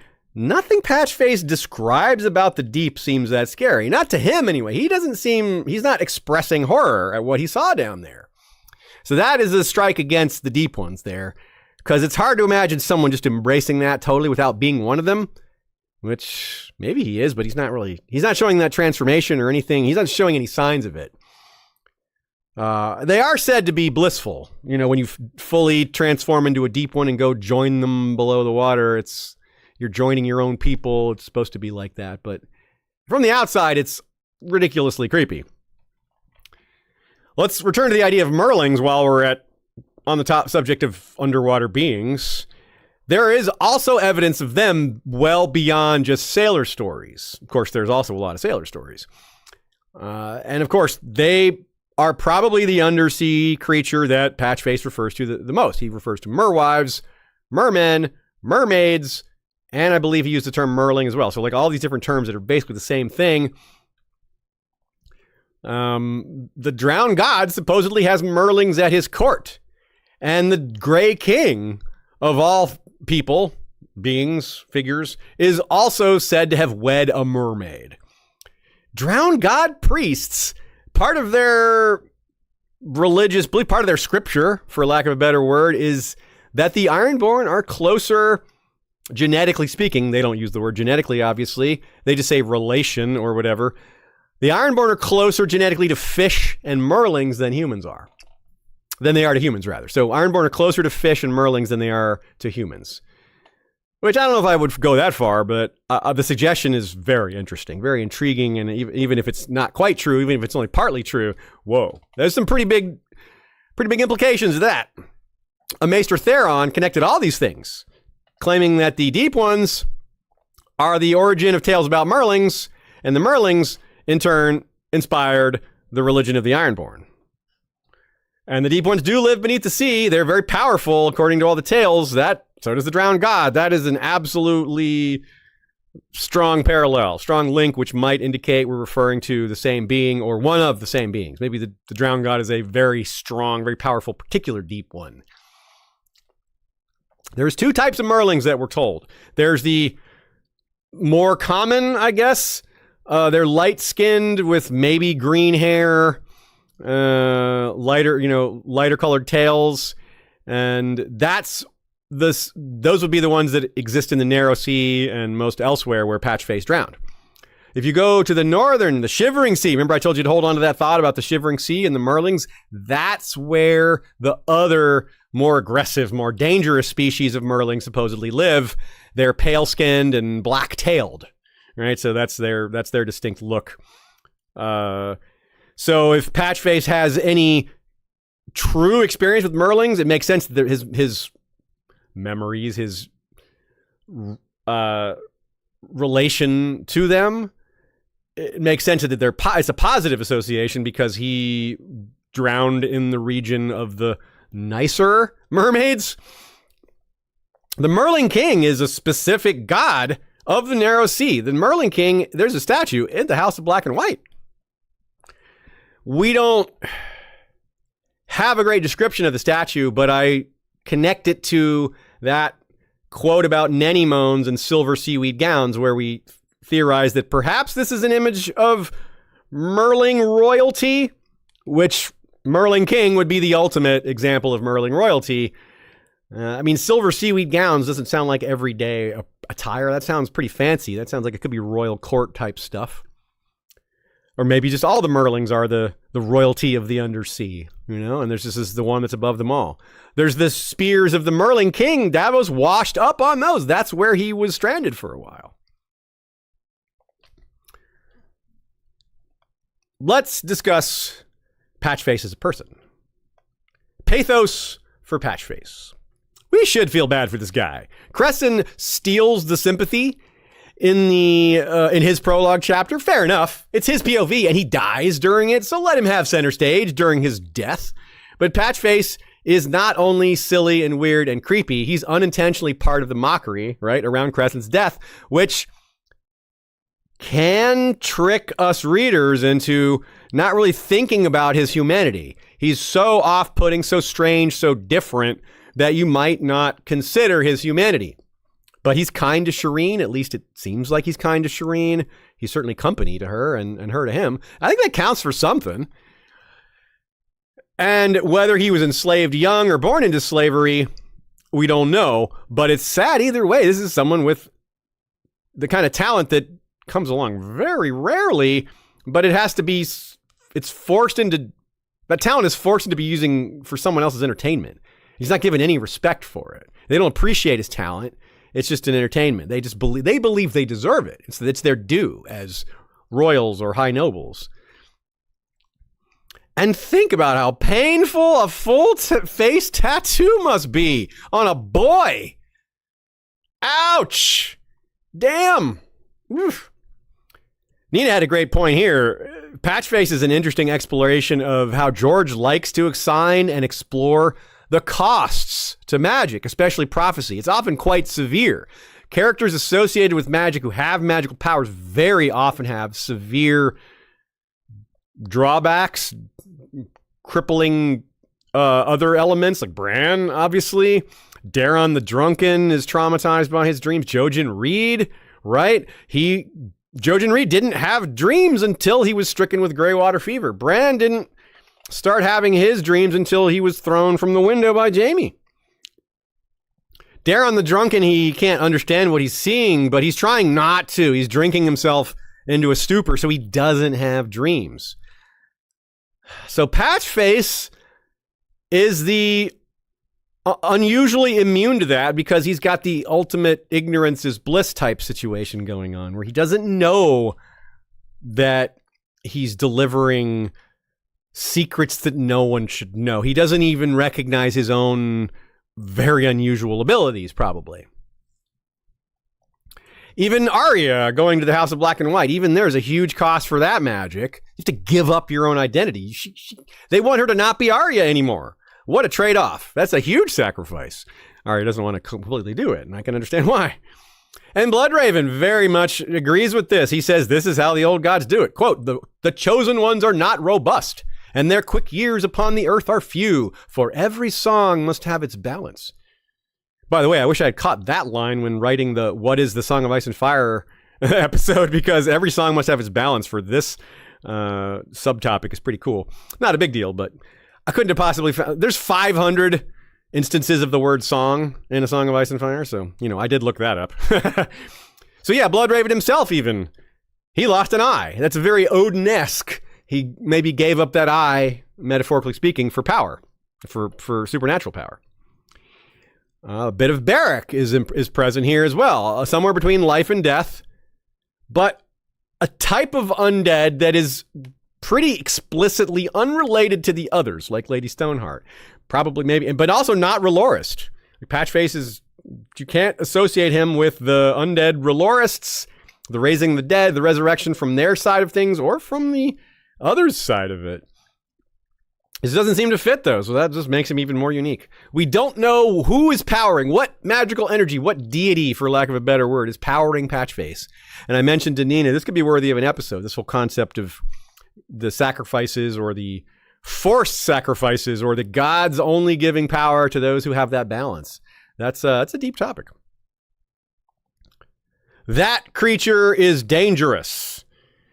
Well, I just got through telling you to feel sorry for him. Nevertheless, empathy doesn't mean you ignore danger. He can be both. He can be an object of sympathy and empathy and also someone that's dangerous. Melisandre seems to believe he is dangerous, and that's our basis for this topic. Besides the fact that he seems creepy, and anyone who seems creepy might be dangerous. So Melisandre actually said that specifically. She said that creature is dangerous. She doesn't even refer to him as a human. She refers to him as that creature, which is a bit telling. In A Dance with Dragons, Jon meets Patchface, and of course, so many other folks do at the wall. Jon is immediately creeped out, which is unusual because most people aren't creeped out by Patchface. They just kind of think he's, harmless. They think he's weird, but harmless. They don't see the danger there. Jon, very insightful. He is creeped out, and that's telling. Also, having Patchface at the wall, that's notable. This is a guy that was talking about shadows for a while. Over and over, he was talking about shadows. Again, we tried to relate or played around with the possibility that those are Melisandre's shadows or those are Mirri Maz Duur's shadows. But again, the only shadows that come to stay seem to be the others, at least so far. And here, we get a little bit of a change to what Patchface is saying. It seems like his words at the wall are different than his words at Dragonstone. Here's an example. Quote, "In the dark, the dead are dancing." Patchface shuffled his feet in a grotesque dance step. I know. Oh. At Eastwatch, someone had sewn him a motley cloak of beaver pelts, sheepskins, and rabbit fur. His hat sported antlers hung with bells and long brown flaps of squirrel fur that hung down over his ears. Every step he took set him to ringing. Can I say, what is this? What is a grotesque dance step? I really want someone to do this, what they think this dance would look like. Yeah, it's quite a line, isn't it? And this is what Jon is like. This is how we know that Jon is creeped out. It's that line, grotesque dance step. It's like, yeah, what does that mean? I don't know what I think that means other than that I think maybe Jon is grossed out by Patchface's obesity. Could be. That's my theory, is that it's like he looks gross dancing. Yeah. Because I don't know what dance move, like, you could shuffle your feet and could just, like, be that grotesque. I wonder if Patchface is obese because he starved during the Siege of Storm's End, and then he's just like, I have food. I'm going to eat. I'm never going to have that happen. I'm just going to eat and eat because I don't want to be like that again. So Cotter Pike sent a letter to Jon ahead of time before Stannis' court shows up, and he mentioned Patchface. Pike didn't have anything really to say about Patchface other than he's a simpleton. Jon's like, okay, that was selling it short here. Pike, but this is Cotter Pike. This is a very hard man. This is an Ironborn guy who is in command at Eastwatch by the Sea. A very hard place to be. So Pike is just too hardened to be creeped out by Patchface. This is the guy who said dead things in the water, dead things in the sea, or dead things on, dead things in the land, dead things in the water. Whoa. So it's kind of a understated way to describe the horror going on. So yeah, I don't think Pike is too worried about a guy like Patchface. Maybe he should be, but he just can't be bothered. So if he's touched by the Drown God, wouldn't Melisandre see something like that? Because she sees skulls and blood on his lips when she perceives him in her visions. There's nothing nautical or aquatic remotely about that. There's no like krakens or tentacles or sea bubbles or color of water. Nothing. I mean, that's just not watery at all. But that line, "in the dark, the dead are dancing." Whoa, that's a big one, because the others only come at night, right? And they bring their servants at night. So, and the dead are their servants. That's a big one, very big one, right, y'all? Hannah Jo comments he danced like Elaine in Seinfeld. Little kicks. That's hilarious. Yeah, I have a really clear picture of it now. That is pretty grotesque. You know that she came up with that on her own? Yeah, I did. Julia Louis-Dreyfus, yeah, she just like worked it out. She figured it out at home, and with her mother apparently helping her, like, which is the weirdest one of these, So good job, Julia. So I briefly touched on this a minute ago. Now that Patchface is at the wall, is he seeing different things? If he's a conduit for visions from above or from another place, from another dimension, from the deities, whatever, lack of a better word there. Well, it would make some sense that these would be different if he's in a different place, especially a place like the Wall, the hinge of the world, where there's magical association, not just magical association, but more powers there. Melisandre says, hey, anything I do here is going to be more powerful. That should apply to Patchface too, I think. And there's definitely a change in what he's saying. I've already pointed that out, which might be a direct relation. Wheezy Squeezebox says he's twerking. That would be grotesque. Patchface twerking, that's okay, good one. Yeah, that's tough to imagine, and it is grotesque. Woo. Next up, Patchface meets 1-1 the Giant. Quote, 1-1 gaped at him with fascination, but when the giant reached for him, the fool hopped back away, jingling. Oh no! Oh no! Oh no! That brought 1-1 lurching to his feet. The cat in my face, okay. That brought 1-1 lurching to his feet. The queen grabbed hold of Princess Shireen and pulled her back. Her knights reached for their swords, and Patchface reeled away in alarm, lost his footing, and plopped down on his arse in a snowdrift. 1-1 began to laugh. A giant's laughter could put to shame a dragon's roar. Patchface covered his ears, Princess Shireen pressed her face into her mother's furs, and the boldest of the queen's knights moved forward, steel in hand. I actually find him covering his ears as a very human gesture. It's something that brings it back around a little. He's grotesque and unhuman and unsettling and off-putting. This is just a very normal thing to do. It's like, yeah, it's loud. He's reacting like everybody else. It's one of the few times he's reacting the same way like the group is reacting, like he's having a very normal human reaction to this, which is, again, an argument for some, at least some, if not more, sympathy for this character. But again, don't ignore the danger just because you have sympathy. Almost everyone else is ignoring the danger, but not really. Maybe that's not the right way to put it. They aren't aware of it. They're not ignoring it. They just don't perceive it. I wonder if he foresaw this. Like, did he see a giant in one of his visions, or did he see himself falling into the snow? Did he hear that roar in his dreams? Has he seen anything about all the violence that breaks out at the wall shortly after this? Did he see, Jon getting stabbed like Melisandre did? Daggers in the dark. Well, he sees dead dancing in the dark. Is that similar? Does he see Jon Snow as one of these dead dancing? What would happen if Ghost and Patchface met? I don't think that's happened. If it has, we haven't heard about it. What would Ghost think of Patchface's smell? The direwolf's reaction to Patchface would be very interesting. What does he smell like to a direwolf? They have such sensitive noses. Yeah. If Patchface would be scared like he was of the giant, or if he's just like, hey, that's a dog. I guess a lot would depend on how Ghost reacted to him. If Ghost is friendly, Patchface probably not too worried about it. If Ghost growls at Patchface, we should all take note. Of course, if Ghost growls at Patchface in the near future, it's while Jon is dead. That would mean Jon is perhaps powering that growl, for lack of a better word. Jon would be in the midst of his second life, and it would be him growling.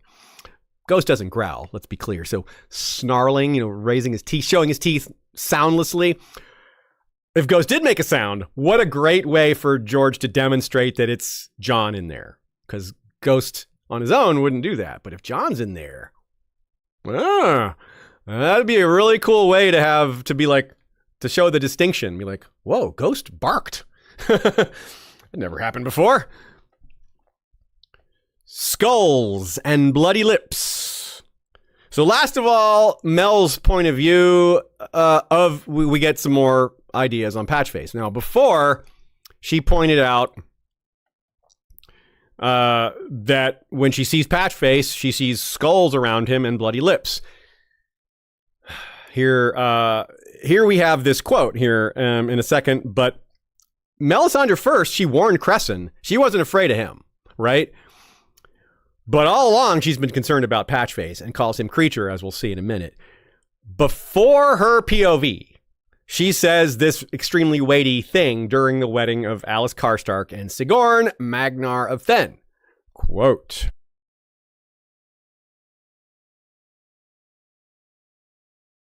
Ser Meligorn offered his arm, and Queen Selyse took it stiffly. Her other hand settled on her daughter's shoulder. The royal ducklings fell in behind them as they made their way across the yard, marching to the music of the bells on the fool's hat. Under the sea, the mermen feast on starfish soup, and all the serving men are crabs. Patchface proclaimed as they went. I know. Oh. Melisandre's face darkened. That creature is dangerous. Many a time I have glimpsed him in my flames. Sometimes there are skulls about him, and his lips are red with blood. This could be an example of not everything Patchface says is prophecy. Crabs, what is that, Celtigar? Mermen, that's Manderley. That's connected to something that happened around this time, which is the Frey pie thing. This is soup, not pie, but maybe Patchface can't tell the difference. A line that really sticks out to me, many a time I have glimpsed him in the flames. Melisandre sees him many a time. Okay, wow, weird, interesting, peculiar, scary. And she's looking for other things, right? She looks for specific things. For example, she talks about how she's trying to see Stannis and she ends up seeing Jon. And so who is she trying to see when she sees Patchface? That we don't know. So this is a way of making it a little more tangible that we're all guessing at Patchface being dangerous eventually. It's hard to see how and why and what the danger actually is. That's the thing that kind of gets me. He's got a limp, he's soft, he's overweight. What exactly is the danger from this guy? Anyone could be a danger, with a knife in hand, I guess. But who's he gonna go after? Shireen, the one person that he seems to care about? I find that hard to believe, and it seems like Shireen's fate is absolutely tied elsewhere to, a bonfire. So, yeah, what is the deal here? Melisandre is completely immune to some suggestions of danger. There's a lot of things where this is dangerous. And Melisandre's like, nah, I'm not worried about that. I'm not worried about that at all. So there's a lot of things she has that attitude towards. This really stands out that she not only thinks Patchface is dangerous, but she has seen this vision many a time. Very telling. I don't know exactly what it's telling, but it's very telling. So the skull, what do the skulls mean? I mean, they're a symbol of death, I guess, but whose death? Or that he is dead, that he is partly a dead being. That might be why she sees the skulls. But lots of skulls might imply lots of death, lots of people dying, and that would be beyond him. But he might be the reason why. Bloody lips in many traditions are a marker for a murderer. You mark a killer that way. You portray it through visions or imagery. It's a long-standing literary tradition. It can express what a person is capable of, such as in extreme circumstances. What if Shireen is burned? Maybe that gives him lots of adrenaline and will awaken something within him that we can't perceive currently. It should be said as well that skulls and bloody lips, or at least skulls and red lips, are the House Lonmouth sigil, but they aren't really connected to any of this. Richard Lonmouth was called the Knight of Skulls and Kisses. He was Rhaegar's squire, and he hasn't been seen for a long. He's probably dead. The only other really Lonmouth we know about is Joffrey Lonmouth, who was Laenor Velaryon's lover. So this is, more than 200 years in the past. He was killed by Criston Cole, so can't really connect that here. During that wedding of Alice and Sigorn, Owen the Oaf dances with Patchface. Again, a way to sort of dial down the threatening elements of him. It's right after Mel and Jon are kind of worried about him, George is like, let me try to conceal a little of this here. Let me cover my tracks. I gave you some clues that he's dangerous, but now I'm going to suggest maybe he isn't. I'm going to see if you remember that, right? Because it's a long series. Maybe you forgot what he originally set up for Patchface. And here at the end of A Dance with Dragons, he's this kind of nice moment where Owen the Oaf is dancing with Patchface. It's like, hey, hardly anyone would ever do that. Patchface is usually going to be kind of shunned or just ignored. So this is a person apart from Shireen that's actually interacting with him. That's a little, it's not like a big plot point, but I think it's nice to note. So again, I don't think he's a danger to Shireen. But so let's consider that possibility along with the fate of Shireen and a few ideas as to, well, maybe he is dangerous and what could that mean and why. But before we leave this section, there's one last point. Jon wonders sarcastically, internally, like I said, wonders. He doesn't say it out loud. He says, if this creature is dangerous, why haven't you burned him?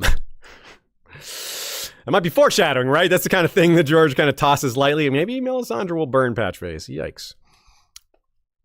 More likely, though, is that she burns Shireen. So let's talk about the fate of Shireen. Yeah. We've talked about the prophecy, the foreshadowing, Mel's comments. But what's going to trigger the danger from Patchface? It seems like it's something that has to be a trigger, I think, or some event, because he hasn't done a single, like, dangerous, evil, bad thing. He's only come off as creepy. He hasn't actually done anything. What if they go to the Night Fort? That's on tap, right? Stannis' court is supposed to move to the Night Fort. That would take Patchface there. Is he not, in addition to being an ironically perfect, unfunny court jester for two unfunny king and queen, the unfunny king and queen combo of Stannis and Selyse? He a court jester at the Night Fort? Seems about right. This guy, yeah. The darkest jester you can imagine belongs there. If going to the Wall changed the tone, timbre, whatever, his visions, whatever he's saying, going to the Night Fort could affect that too. He could be seeing all sorts of different things. That place has a lot of history. Some dark, dark history.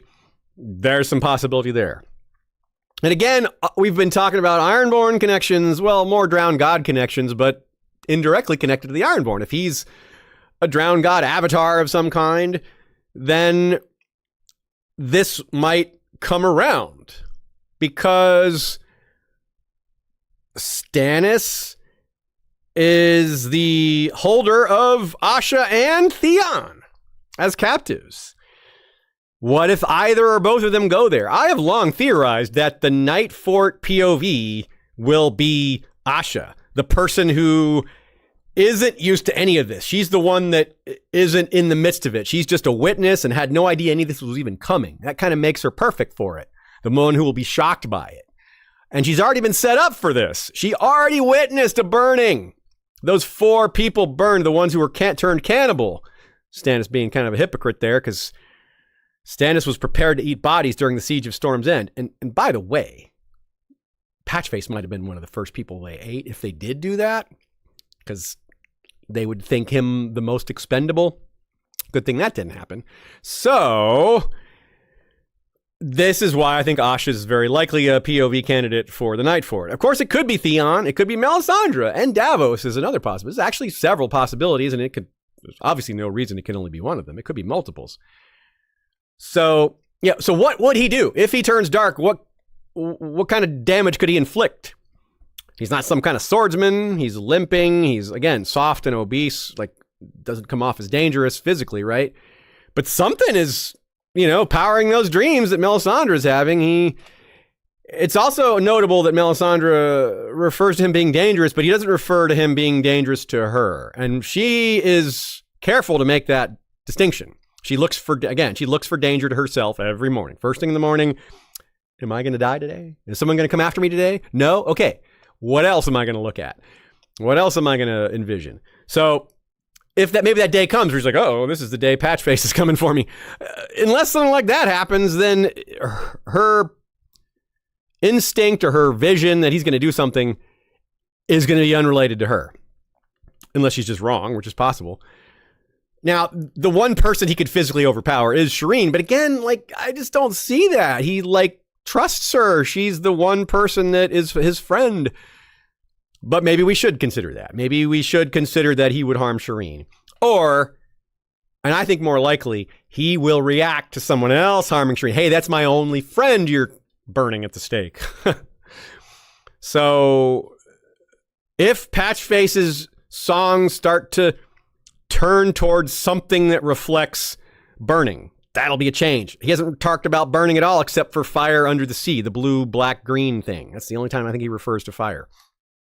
So if he starts talking more about fire Uh-oh, watch out. That could be the Shireen bit. Just as Melisandre warns of Patchface, Val warns of Shireen.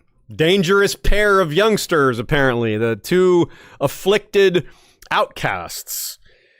Could this connect? Could Patchface be somehow the mechanism that reactivates her grayscale? I really can't conceive of how, but it's an idea that's out there. And if we want to try to find a way to connect these plot lines that are verging on each other, overlapping each other, that's an idea, at least something.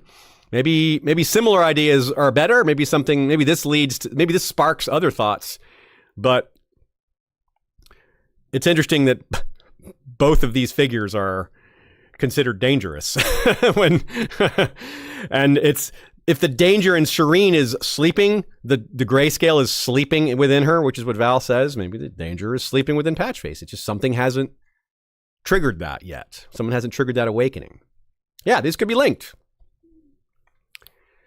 So, yeah, if she's burned, he could go berserk. He could attack Melisandre, right? That could be a reason why Mel sees him as a danger, because she is the one in danger. She just hasn't perceived that yet, because she's the one that'll burn Shireen. So Patchface will try to stop it, or try to go after her, or try to get revenge.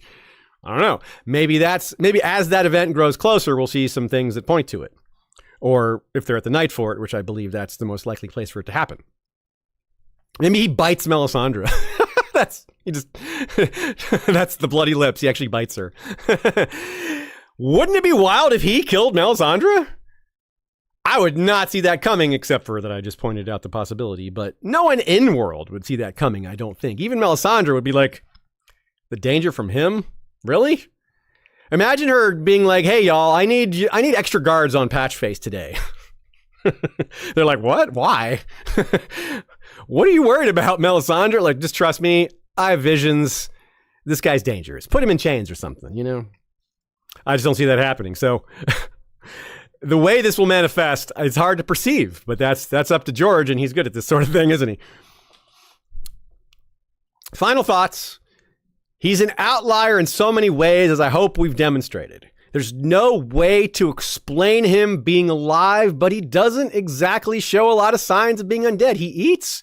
He's cold. He gets cold. Things are loud to him. Like, these are very human reactions, even though his words are not. So magic is involved, but it's not magic we can easily link to other forms of magic we've seen. That in itself might be telling, and it might be part of the point that George is laying down here. He's like, look, as much as I've shown you R'hllor, magic of the old gods, and a few other things, there's other things out there that won't be explained, and that's how I'm going to help maintain a lot of the mystery present in this setting. So he's prophetic, but with an affliction, unlike any other prophetic character. As I said in the intro, he might be the only character who can see the future who doesn't know he can see the future. So I remain perplexed by much of what Patchface says, but again, I will reiterate, I think that's part of the point. I think George has made him perplexing on purpose. He's like, I'm going to make a character that has things that no one can understand, or that only a few things can be understood eventually.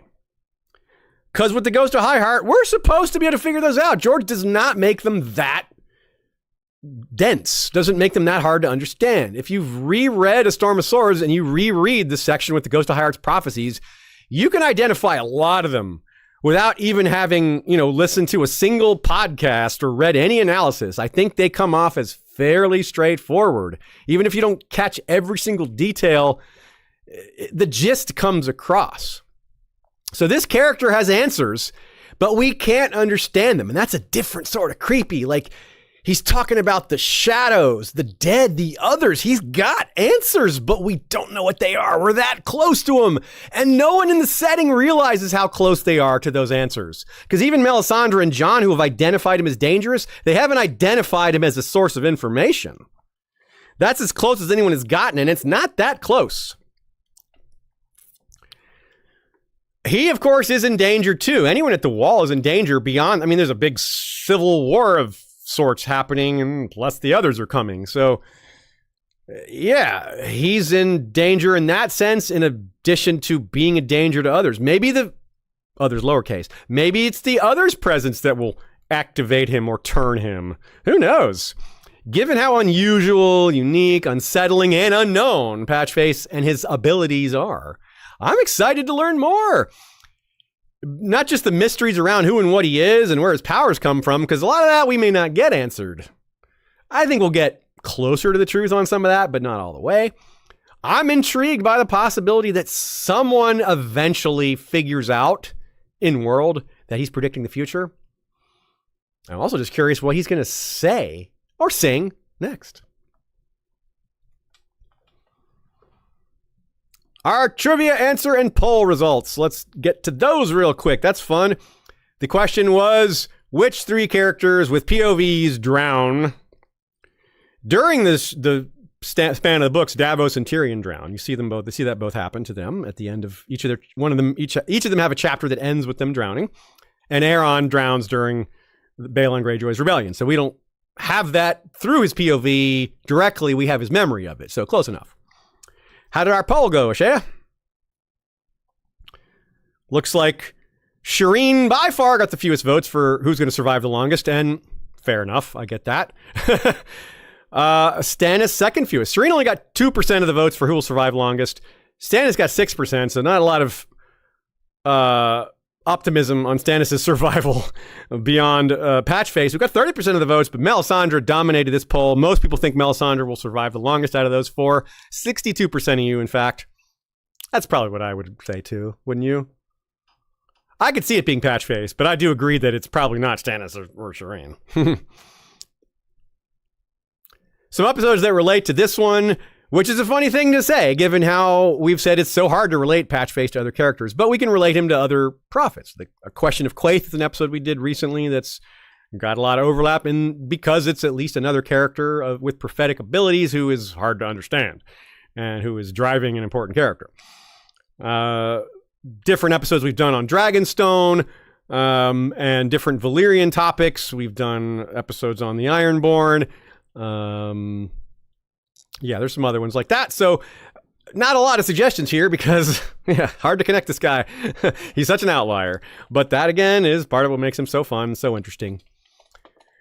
Thanks, everybody, for hanging out with us today, for listening to us, and for sharing our podcast with your friends. That is the best way, most efficient, most telling, most effective way of spreading the word about our show.